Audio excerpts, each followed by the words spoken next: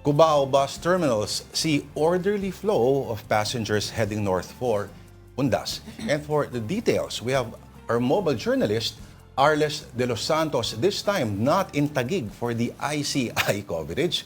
Pero Arles, okay, nagkakaubusan na ba dyan? At kamusta ang daloy ng traffic? Kasi normally, hardcore yung ano dyan, ipapa-EDSA na.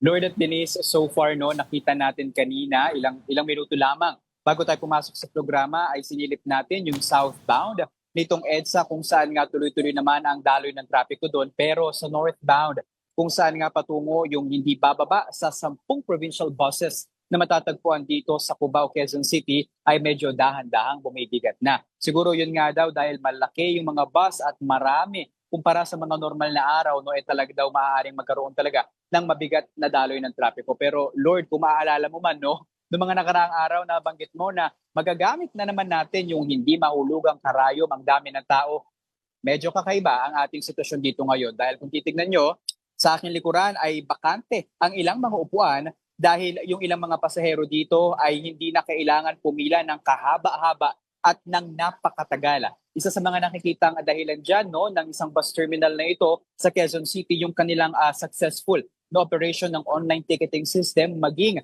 ang pakikipag-partner sa third party no, ng mga websites kung saan maaaring bumili ng mga ticket ang mga pasahero. Dito, kung nasan tayo ngayon, ang kanilang mga biyahe ay papunta sa norte. Doon sa Baguio, sa Pangasinan, sa Olongapo at Zambales. Kaya naman dito, yung mga pasahero darating na lamang para magpa-validate ng kanilang mga ticket at yun, pwede na sila agad tumambay at maghintay ng mga bus. So far, on time din na dumarating yung mga bus. May mga 2 p.m. departure, may mga 2 p.m. arrival and talagang naaabot naman nila yung deadline. No? Hindi rin nila kailangan mabore dahil dito, Lord, ay meron naman dito sa kabilang bahagi natin, merong malaking telebisyon kung saan pwede silang manood.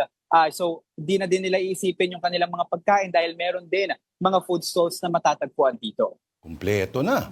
Anyway, maraming salamat ang ating mobile journal na mas marami pang nakukuhang storya sa stasyon ng bus kesa doon sa kanyang, alam mo na, Arles de los Santos. Thank you, Arles.